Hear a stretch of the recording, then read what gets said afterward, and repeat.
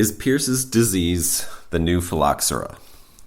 What I want to say in this piece is urgent. It's urgent because of the recent discovery of sharpshooters on grapevines at several Costco locations in Northern California where most of California wine is grown. It's also urgent because Pierce's disease is a very serious plant disease that affects grapevines, perhaps as serious as Phylloxera, and I'll get more into that. And it's also urgent because the response to this situation is already proving to be as short-sighted and destructive as the disease itself. I've been talking about the urgent need to prepare for the spread of Pierce's disease for some time now. I recorded a conversation with Adam Tolmak of the Ojai Vineyard that I'll link to, in which Pierce's disease is the main subject. And I wrote about Pierce's disease in my book, Wine Liberated, coming out this fall. When I wrote about it, now almost a year ago, I had no idea it would be so timely, but I can't wait for the book to come out. So I'm doing this and other presentations as resources for California wine growers and soon wine growers from other areas as well. Pierce's disease has made it to Europe and is heading north everywhere that it is. What I hope comes from this is that we reach out to the same politicians, Schiff and Alex Padilla in California, who are asking for millions of dollars to, quote, contain and eradicate sharpshooters, and instead propose some long-term solutions that are actual solutions, instead of just temporarily throwing money at something to assuage constituents, yet accomplish little other than further ecological destruction. First, is Pierce's disease the new Phylloxera? In some ways, no, but in some various serious ways, yes, it is. While Phylloxera is a root louse, Pierce's disease, or Xylella fastidiosa, which I'll refer to as PD for much of the rest of this piece, is a bacterial infection that can infect many plants, including grapevines. PD is transmitted by insects to plants, and then the bacteria does the damage that causes vine death, while the actual Phylloxera bug is the cause of vine death because it eats vine roots. Both of these maladies can kill entire vineyards and have and will continue to kill entire vineyards, slowly and inexorably wherever they occur, without the right resistance genetics, as we learned from Phylloxera and rootstock. Both can result in vine death. I say can because, just like with Phylloxera, Vitis vinifera has zero adaptation to resist or tolerate Pierce's disease. Vitis vinifera, of course, is the species of grapevine that accounts for most of the wine grown in California. The reason it has no adaptation to resist either PD or Phylloxera is because it's not from here, where PD and Phylloxera evolved.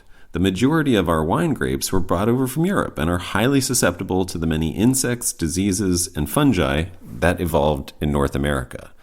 However, there are several species of grapevines from California and the southern United States and Mexico that have evolved adaptation to resist and tolerate Pierce's disease, among many other maladies. Vitis arizonica, Vitis jordiana, Vitis candicans, aka mustangensis, Vitis cinerea, and Vitis rotundifolia, aka muscadina, Vitis cordifolia, and Vitis monticola are among the species that have some degree of Pierce's disease tolerance or resistance. And all of these species have this PD resistance because sharpshooters and Pierce's disease are as endemic to this continent as are these grapevine species. So I first want to point out that the problem is not, as I'm hearing in the press, that sharpshooters are an invasive pest issue, quote-unquote invasive pest. Yes, glassy-winged sharpshooters came from the southeastern U.S. and are not native to California, but California has at least two other native species of sharpshooters that transmit Pierce's disease, the blue-green sharpshooter and the red-headed sharpshooter. These are not invasive, and our native species are not wine's problem. The issue is that we have a wine industry built on vines without the genetic preparation for our normal, local, native fauna. This is really important and urgent to point out and to get across to our politicians, because the way a large percentage of those millions of your tax dollars are going to be spent in this crisis is to remove insect habitat, that is, to kill plants with herbicides, and to kill insects with insecticides.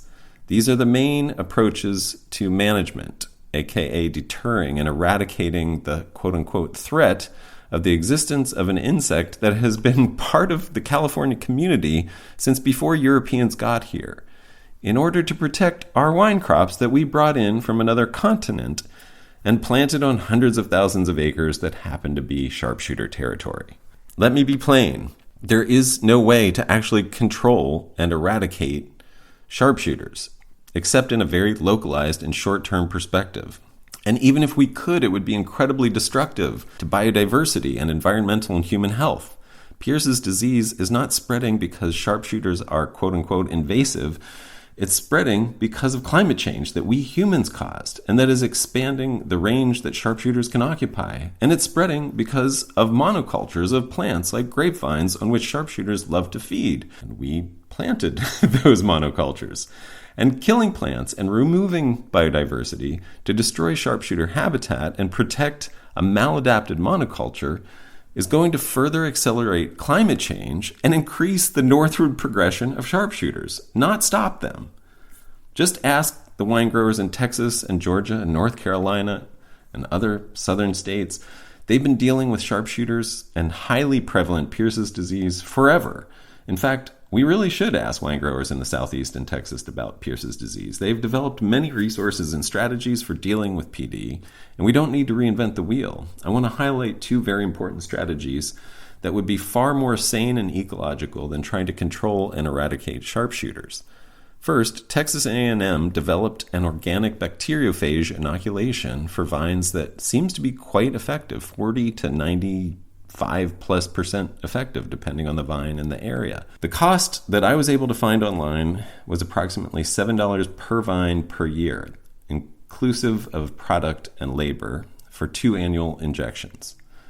This is something that has been tested at Ridge at their Lytton Springs vineyard on Zinfandel. Other studies have found it to be highly effective on Cabernet Sauvignon and decently effective on Chardonnay.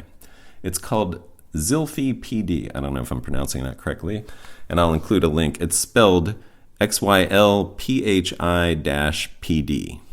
And as amazing as this product is, it's not a long-term solution. I don't think it's a great solution to create yet another input requirement for a maladapted grape.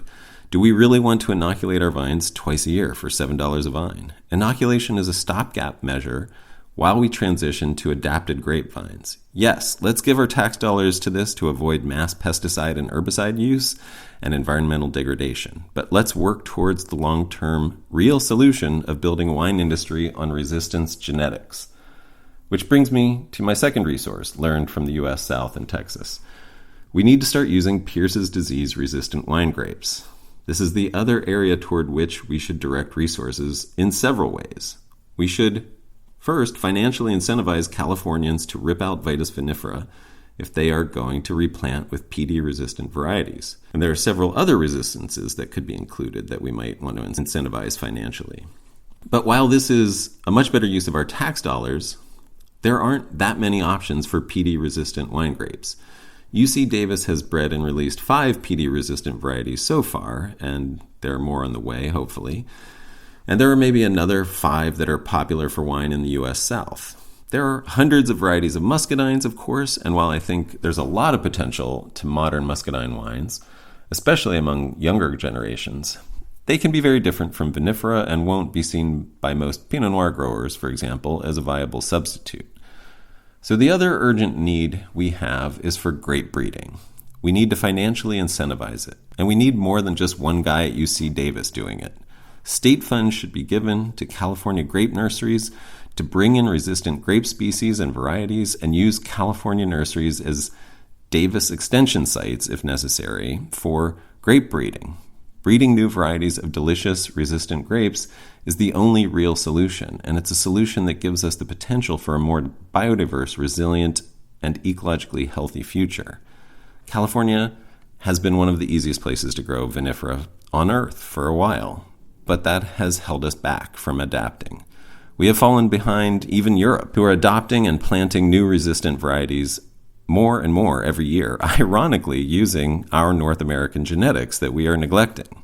And this neglect has caught up to us. Wine won't survive here by doubling down on the same varieties of grapes we've been growing. It's time for California to adapt.